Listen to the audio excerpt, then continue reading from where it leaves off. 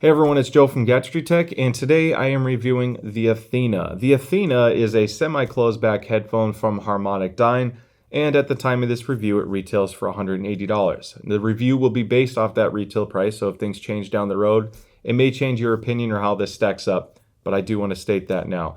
Now, this was sent to me for review. It was sent to me by linsole.com, so I will have a link in the description below to take you to that website. Linsole carries audio products from under $20, which includes IEMs and other accessories, all the way into the hundreds of dollars for higher end products. So they have great pricing, they ship fast, and they carry a lot of really well-performing, great performing, affordable brands. So huge thanks to Linsole for sending this to me. It won't affect what I say about the review, but I just want to be full disclosure there.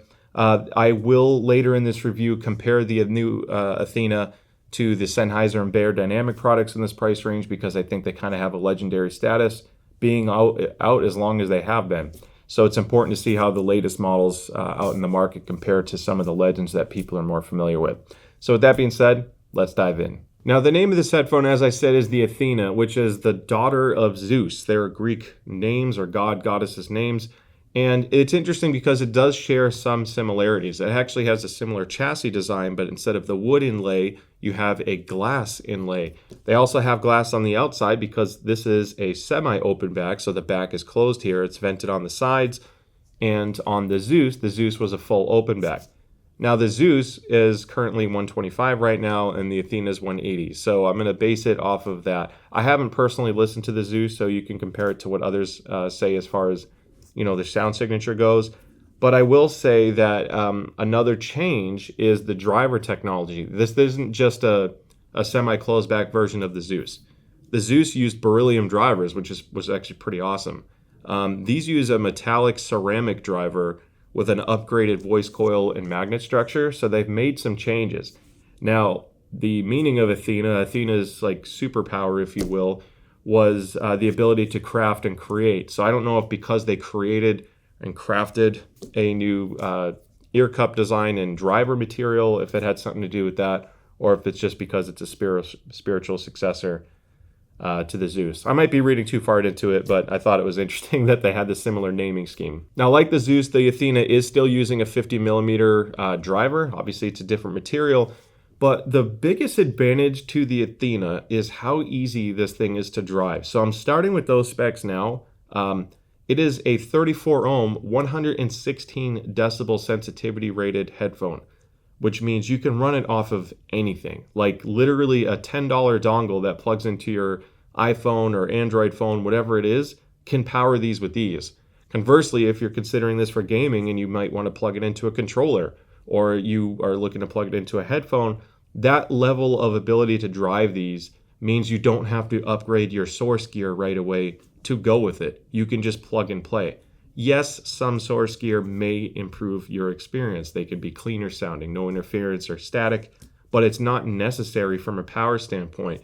That is a huge reduction in the barrier of entry to get a premium headphone experience, because some other headphones in this price range, conversely, are more difficult to drive. And yes, they can get loud enough for a lot of people, but others want extra overhead, and that increases your cost further. So this is a great starting point from an investment standpoint. Now, as far as what you get in the box, I just want to start with that so I can kind of move this stuff out of the way and then focus more on the headphones. So it comes in this really nice blue box, which is also shipped inside a better brown box to protect it in shipping. But this is kind of what you'd use to store in your room. So it's not really designed as a display box. The glue of the foam is kind of coming undone a little bit, but it was packaged well. It did a good job of keeping those safe. You get a little quick start guide manual. You get a collector coin, which says Harmonic Dyne and Athena on the back side, and it also has a serial number of 209. So that's kind of cool because it tells you which unit you got. This accessories box right now is empty, but inside it came this like suede or velvet protective sleeve and this gorgeous cable. I want to talk about the cable. By the way, this sleeve, it's fine for protecting it from getting scratched. Obviously, with the glass finish, it can get dusty or fingerprints, but it's not going to protect it from a hard impact if you're traveling with these. I would still consider a hard case. So this cable, honestly, one of the biggest surprises before I even listened to it was how robust and nice this cable is. I absolutely love this cable. It has this gorgeous braid to it. There's essentially no microphonics. The plugs are huge. It's kind of weird because they basically have 4 cords. So it's like a paracord material. There's this little rubber ring on it. It goes into a metal barrel. Then you have the 3.5, and it comes with the 1/4 inch or 6.3 millimeter adapter. Single-ended. It's not a balanced cable. This is the only cable that comes in the box. Again, for this price range and how easy it is to drive, I don't really think you need a balanced cable. But it has that nice braid carries through. It goes into this little split to go on both sides. There's no choke or anything to slide it up and down for cable management, but because of the length and the quality of the cable, it's never been an issue for me. The other nice thing is, this is a huge selling point to me, 3.5 millimeter connection. So what was cool is I can use this cable on my more expensive HiFiMan headphones because the cables those come with are not great. And the length is nice too. But the other advantage of the 3.5 double pair here is that you can replace them with anything you want down the road if this fails. It's a standard connection, nothing proprietary.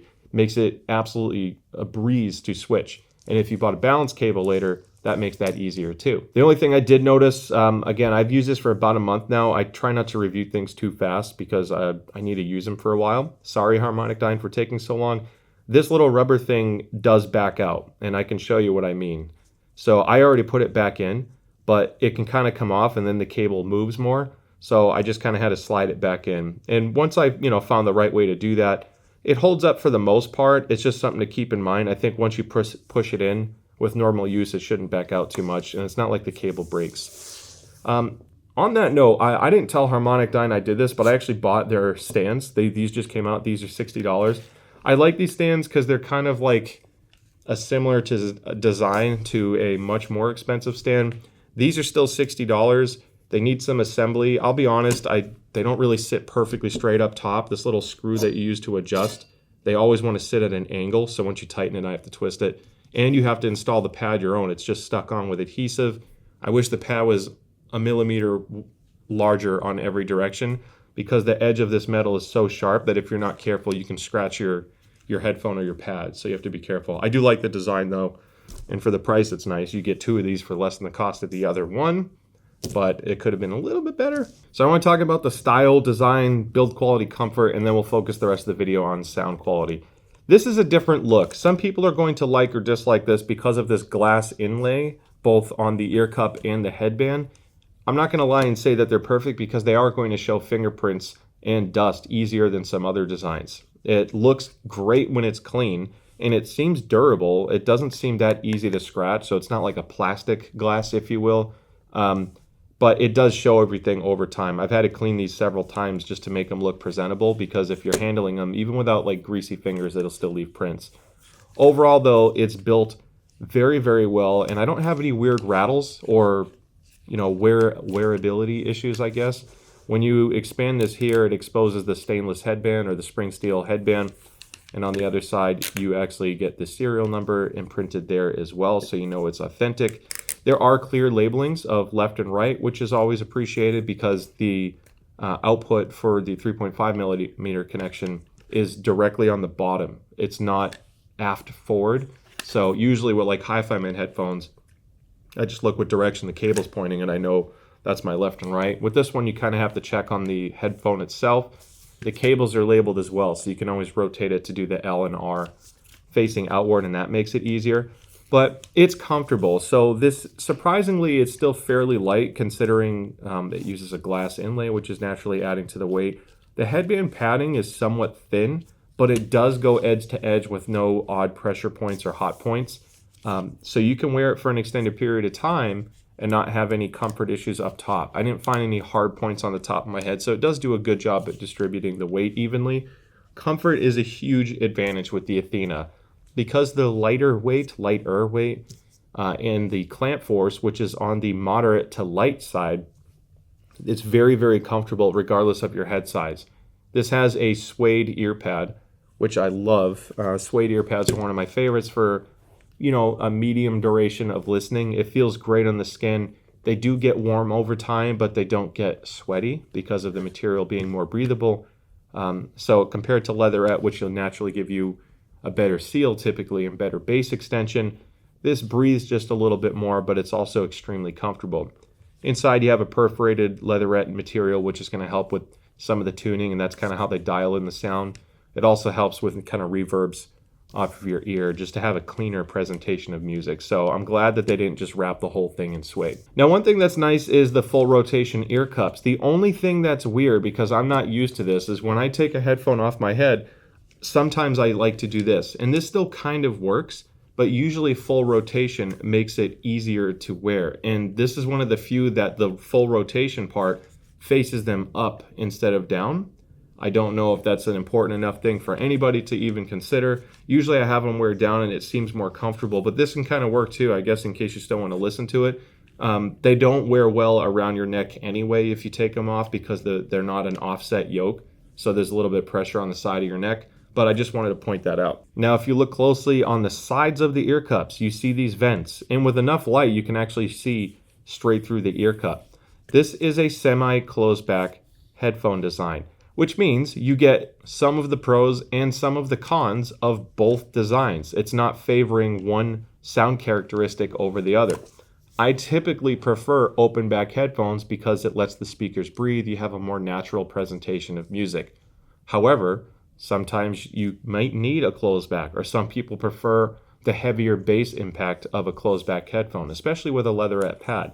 So they do have different sound characteristics. Because these are semi-closed back, you have an interesting impact on your environment. So by wearing these, I still hear the environment. I could still hear this just fine. I can hear myself speaking, but it's somewhat muffled, somewhat reduced. It's not a fully vented design, so it's kind of, it's reducing the sound of the environment a little bit while still giving me a somewhat open sound stage. And then at the same time, if you're listening to this at a medium to higher volume in a quiet environment, other people will hear what you're hearing as well, but not as loudly as something like a Sennheiser HD6XX or a HiFiMan Sundara. Those are full open backs, and whatever you play is very clearly played on the outside, especially on a planar magnetic. So this is kind of in the middle between noise isolation for both directions. Now, if you remove the ear pad, you can see the angled driver baffle, which presents the music a little bit more forward than some other headphones that are completely on the sides of your ears. I like this design. I typically prefer a slightly forward presentation. So it's really nice to see this on an affordable headphone. The other thing that stands out is how nice looking the driver baffle and driver is. Even though the pad is covering up just how pretty they are inside, they didn't make it look cheap in any way. So I appreciate that little attention to detail. Then to take things a step further, this is where it gets really cool, is if you remove the driver baffle and take out all 4 screws, which voids the little QC sticker, like the warranty sticker, they have some of the best internal wiring I've seen on any affordable headphone, period. I have much more expensive headphones that don't use this thick of a copper wire with this clean of a soldering job. Now, you're not seeing any driver dampening material inside. There's nothing on the ear cup to absorb reflections. It's partly because it's a semi-open back design. It's an interesting design choice. It does affect the sound, but obviously I'm assuming it was intentional. Overall, it's made extremely well. It's very clean and tidy inside, and I think the build quality, literally from out to in, is top notch, especially at this price range. Now, all of that is fine and good, but it doesn't really matter much if it doesn't sound good, right? I think the Athena has a unique sound profile that some people are going to like and some people won't, which is totally fine because we're all allowed to like and dislike different things. And I think this is a neutral enough sound profile that most people aren't going to absolutely hate it. It's just a matter of if it's going to be your favorite in this price range or not. So I want to start with the objective side first. These are the measurements that I took on my rig, so just compare my measurements to other stuff I've measured and not so much to a totally different graph that's using a Gross or a B&K system. I'm using a less expensive system, but more elaborate than a mini DSP ears, for example. So if you look at the frequency response measurement, you're going to see an elevated bass profile that carries quite a bit into the mid-range. It adds a little bit of warmth and some more heft to bass guitars, for example, or even deeper male vocals, but the mid-range is recessed in comparison, with most of the noticeable dip happening just after 1 kilohertz and quickly picking back up at 1.5 kilohertz. It's an odd dip, but I think it's adding to some of that soundstage that you hear with this headphone. It is at the sacrifice of slightly recessed female vocals, and I think some of the energy in a guitar, for example, is pulled back a little bit as well. The strung upper treble extension further increases the airiness to the sound profile and soundstage, which I think some people may enjoy. So it's just a matter of, if this is the sound signature for you. I find that a lot of the times if it's overemphasized in the 2 to 3K region, it could come across as harsh or abrasive sounding even in the 4K. But some headphones could be more forgiving from 8K up as long as it's not too extreme.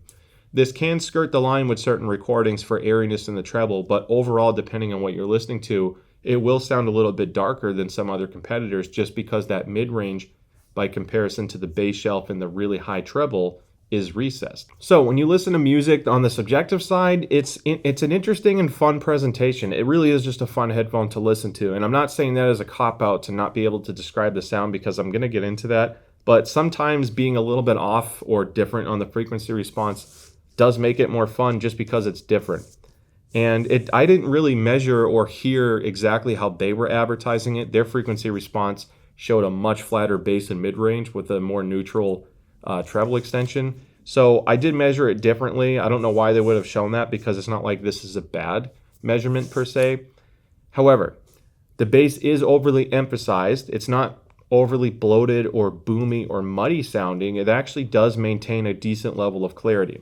The bass texture isn't quite as good as what you get on a slightly more expensive Sennheiser product, because in really complex tracks, the bass kind of loses some of that detail separation that you can hear in the different uniqueness of different bass notes in other music. It's not bad, and I think overall the stronger bass presents a little bit more impact and dynamics to the music that other headphones that are more neutral simply don't give you. It becomes more apparent when you compare it to something like the HD560S or even the HD6XX, which are both between $180 and $220. Those have less elevated bass but more bass texture, so it just kind of depends on what you're listening to and what you like. It's almost like the Athena synthesizes the sound a little bit. That elevated bass and the way that carries into the mid-range and treble, it does change the tonality a bit. It's not fully natural, and it sounds a little bit more synthetic or metallic sounding than I got on the other headphones, which have a more natural tonality to them. Now, I think the good part of that is the elevated bass does add some more punch and energy, and that higher treble can wake up certain stuff that doesn't normally sound as dynamic or punchy. It became more apparent when I compared it to the Beyerdynamic Tiger 300R, and those are kind of flat. They're fairly neutral. The bass is decent. There's a little bit of a bass shelf, but it doesn't do anything overly fun and exciting. And it made the Tiger 300 sound boring in comparison. Even though I haven't disliked those in the past, I think they're a nice headphone. This just kind of adds a little bit more to it. So it's a good general consumption headphone if you're doing things like watching YouTube, listening to music during the day, playing games at night. It's a good general purpose sound profile that adds something, fun to the mix. When it came to imaging and soundstage performance, they were excellent. Now, some headphones have that more congested, narrow center blob presentation of music. It sounds all in your head. And the HD6XX is an example of that. It actually has good imaging, but it sounds very intimate and closed and centered. The tonality is amazing. The vocal quality is incredible on the 6XX, but it doesn't sound as expansive. Now, because these have the forward-aft driver arrangement, they're presenting slightly forward. Their driver matching is excellent on the Athena. Overall, I got subtle instrument shifts, like some artists will pan an instrument left and right, or if you're listening to a live recording, you have a little bit more going on from a stereo effect.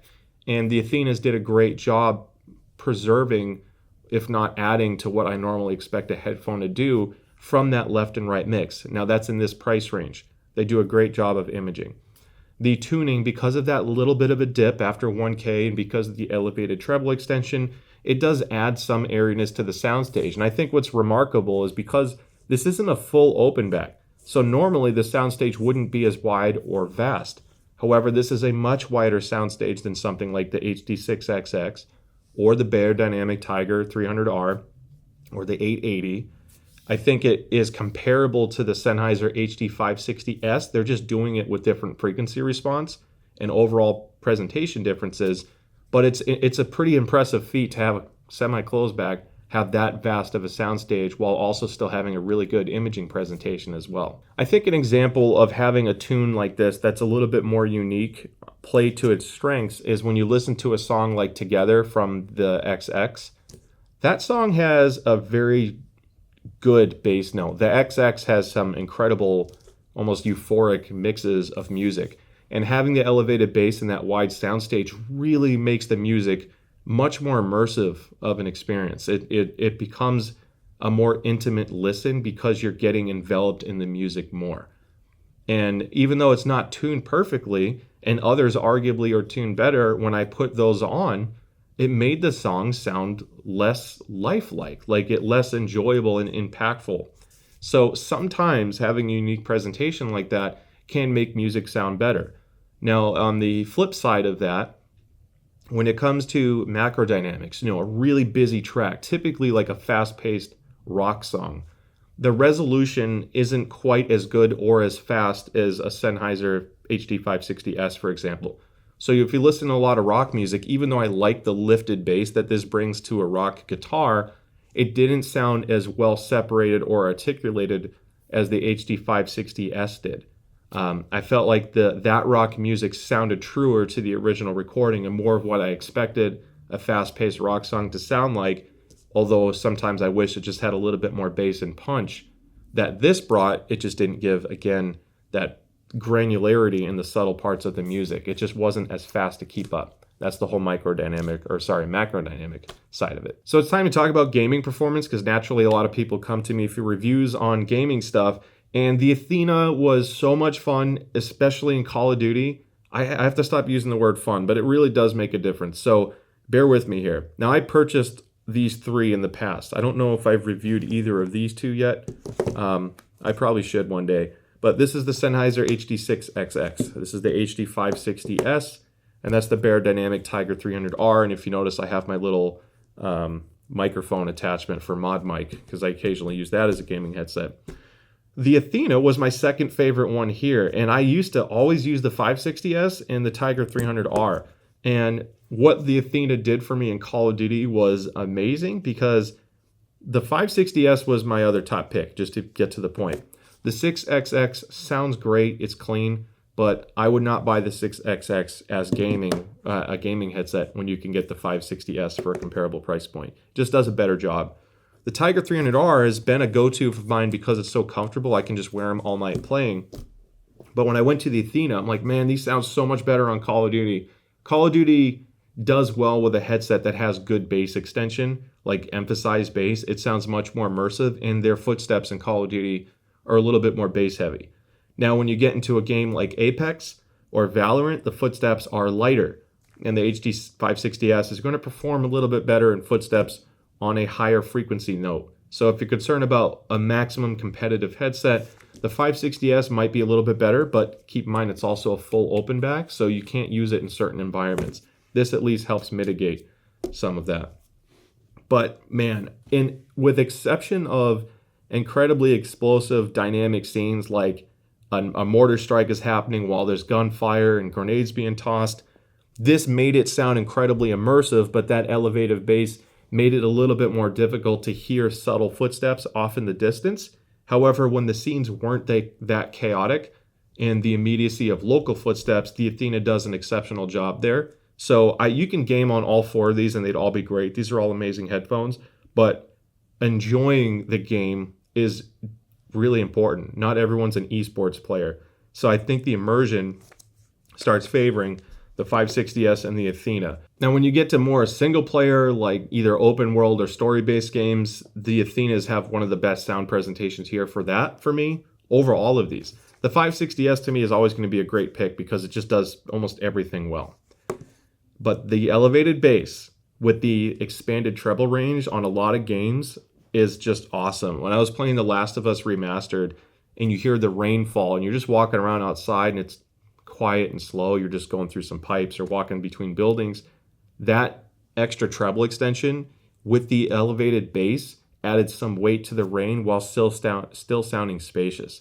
Then when you get into like a jump scene or a more intense, frightening scene that's playing that suspenseful music, there's a fire barrel burning or whatever it may be, that extra bass and heft and suspense that's built up in the game is better conveyed in something like the Athena. It really is an amazing listening experience for gaming, for everything but the utmost competitive esports stuff. And even then, these are so good where this isn't going to drastically change a KD. You're still going to have a great time playing with them. So I do like them for gaming a lot. So it's an interesting one because none of these use leatherette pads. Now, the clamp force on Sennheisers are traditionally very strong. They have the 6XX and the 560 is no exception. At least with the 6XX, you can stretch the headband out a little bit, but that's not the case with the 560. My only gripe has never been the technical performance of a 560. It's been the clamp force that I get right here above my ears. It makes it a little bit uncomfortable for me for my head shape. I've been sensitive to that. So I've actually been gaming on my Tiger 300Rs more than any other headphone on the wired side because of the comfort. You know, if I'm playing for a casual listening experience at night, because you can EQ all of these, so if you need more bass or treble, you can do that. But the comfort's been great.